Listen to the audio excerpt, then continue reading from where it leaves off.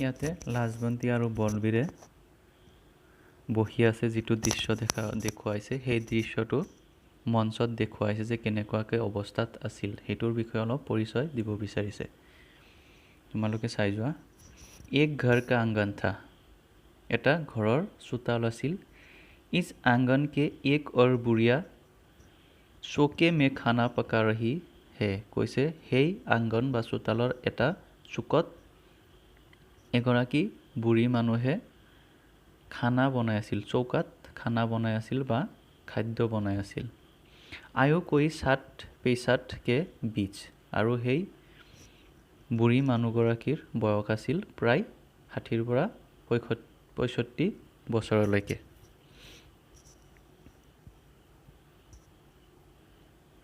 ইচ বুঢ়িয়া কা নাম লাজবন্তী হে, আৰু এই বুঢ়িয়াগৰাকীৰ নাম আছিল লাজবন্তী।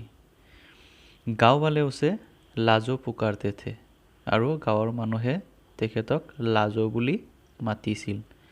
চৌকে के सामने एक चारपाई के पास लकड़ी की एक कुर्सी है, আৰু সেই চৌকাটোৰ ওচৰতেই বা সন্মুখতে এটা চাৰপাই আছিল, আৰু সেই চাৰপাইটোৰ ওচৰতে এটা খৰিৰে বনোৱা এটা কুৰ্চি আছিল বা চেয়াৰ আছিল। कुर्सी पर বলবীৰ নাম কা এক নজৱান লড়কা বেঠা আখবাৰ পঢ় ৰহা হে, আৰু সেই কুৰ্চিখনত বা চকীখনত বহি বলবীৰ নামৰ এজন নৱযুৱক আখবাৰ মানে নিউজ পেপাৰ, বাতৰি কাকত পঢ়ি আছিল। বলবীৰ লাজবন্তী কা বেটা হে, আৰু বলবীৰ আছিল লাজবন্তী বা লাজৰ ল'ৰা। कुर्सी पर बैठा बलबीर अपना पाँव पास ही रखी हुई चारपाई पर टिकाया हुआ है, আৰু কুৰ্চিত বা চেয়াৰত বহি থকা বলবীৰে নিজৰ পাও দুখন ওচৰতে বা সন্মুখত থকা চাৰপাই যিটো আছিল সেইটোৰ উঠাই দি বহি আছিল। अखबार पढ़ने में संलग्न उसका मुंह खुले अखबार के पीछे ढका हुआ है। আখবাৰ বা বাতৰি কাকত পঢ়ি থকাৰ কাৰণে বলবীৰৰ মুখটো মানে আখবাৰ বা বাতৰি কাকতৰ পিছফালে ঢাকি আছিল, দেখা যোৱা নাছিল। अखबार सामने चारपाई पर पटकते हुए अकस्मात कुर्सी से उठ खड़ा होता है, আৰু অকস্মাতে হঠাতে বাতৰি কাকতখন চাৰপাইত ৰাখি থৈ ল'ৰাজন বা বলবীৰ খাৰা হৈ গৈছিল। এইটো আছিল সেই মঞ্চত দেখুৱা দৃশ্যটো। এতিয়া মেইনটো আৰম্ভ হ'ব। ঘটনা। বলবীৰে কৈছিল, মা मैं आज नंबरदार के पास जाकर अपना नाम लिखवा दूंगा। বলবীৰে কৈছিল, মা মই আজি নম্বৰদাৰৰ ওচৰত গৈ মই মোৰ নামটো লিখাই থৈ আহিম। লাজবন্তী ফিৰ वही बात, লাজবন্তীয়ে কৈছিল আকৌ সেইটো কথাই, মানে আকৌ ইয়াৰ আগতো সেইটো কথা কৈছিল চাগে, সেইকাৰণে লাজবন্তীয়ে কৈছিল যে আকৌ সেইটো কথাই কৈ আছা। তাৰপিছত বলবীৰে কৈছে, বলবীৰ তুম নহি মানোগি। বলবীৰে কৈছে, মা তুমি তাৰমানে নামানিবা। तुम कभी नहीं मानोगी, लेकिन मुझसे और हाथ पर हाथ धरकर नहीं बैठा जाएगा। কিন্তু মোৰ দ্বাৰাই আৰু হাতৰ ওপৰত হাত থৈ এনেই মই কাম চাম নকৰাকৈ আৰু বহি থাকিব নোৱাৰোঁ। লাজবন্তী তেতিয়া লাজবন্তীয়ে কৈছিল, हाथ पर हाथ धर तुम्हें काहे को बैठना है, घर का काम थोड़ा है अगर किसी को करना हो।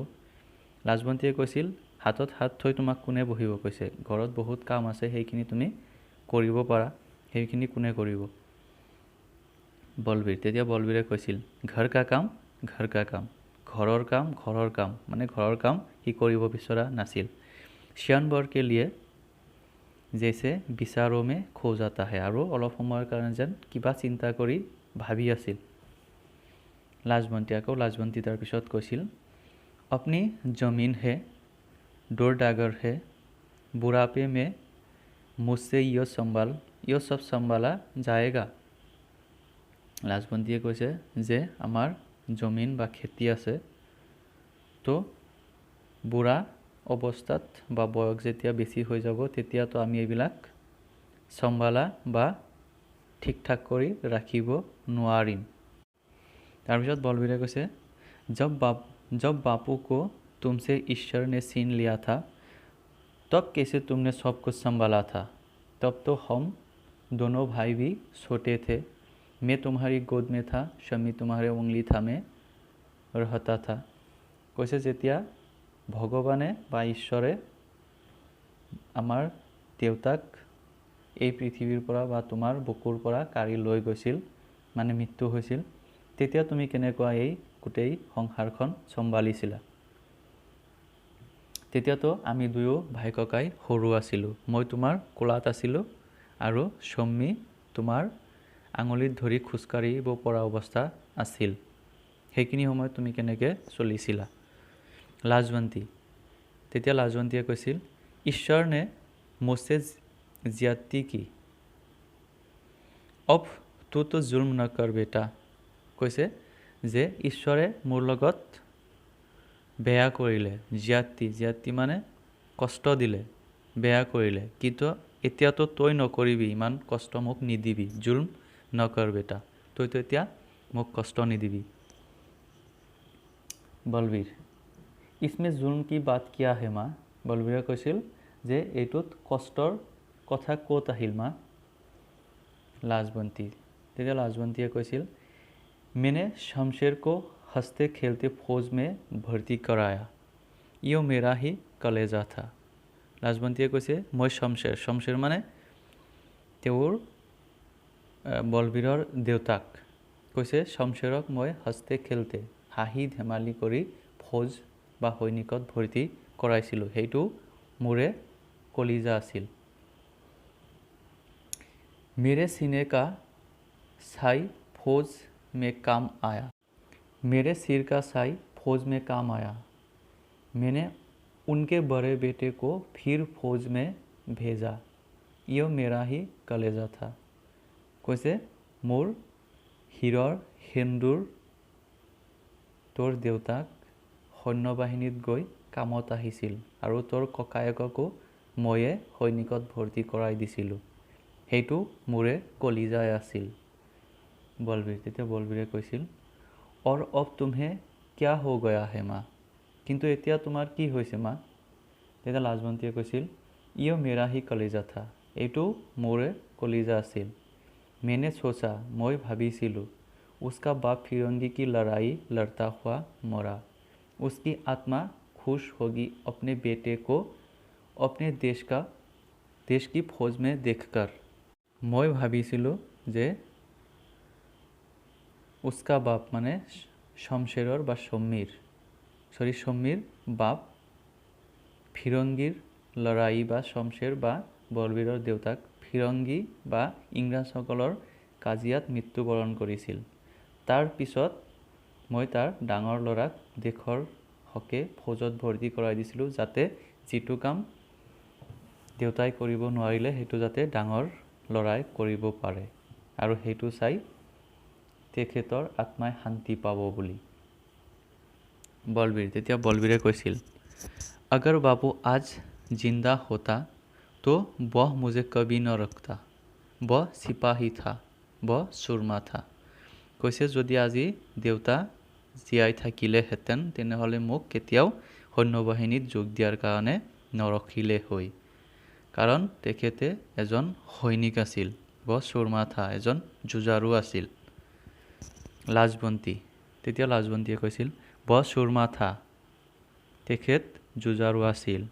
कहते हैं 7 गलियां उसकी छाती में लगी, पूरी 7 गलियां ठंडी हुई, तब कहीं उसकी राइफल उसके हाथ से छूटी। কৈছিল শুনা পাইছিলোঁ যে 7টাকৈ গুলি তেখেতৰ বুকুত লাগিছিল, তাৰপিছত সেই 7টা গুলিও ঠাণ্ডা হোৱাৰ পিছতহে, বহুত সময় পিছতহে তেখেতৰ হাতৰ পৰা যিটো ৰাইফল আছিল সেইটো পৰিছিল। বলবীৰ, তেতিয়া বলবীৰে কৈছিল, উস শ্বেৰ বাপ কা বেটা মে, আৰু সেই শ্বেৰ বা বাঘ দেউতাৰ ল'ৰা মই হওঁ। हमारे देश का पवित्र धरती को बेरोता चला जा रहा है, माँ तू मुझे यूं बांधकर न रख কৈছে যে আমাৰ পবিত্ৰ দেশখনক বিদেশী শত্ৰুৱে ভৰিৰে মোহাৰি আছে আৰু আমি বহি থাকিম গতিকে মা তই মোক আৰু ধৰি নাৰাখিবি মোক যাব দি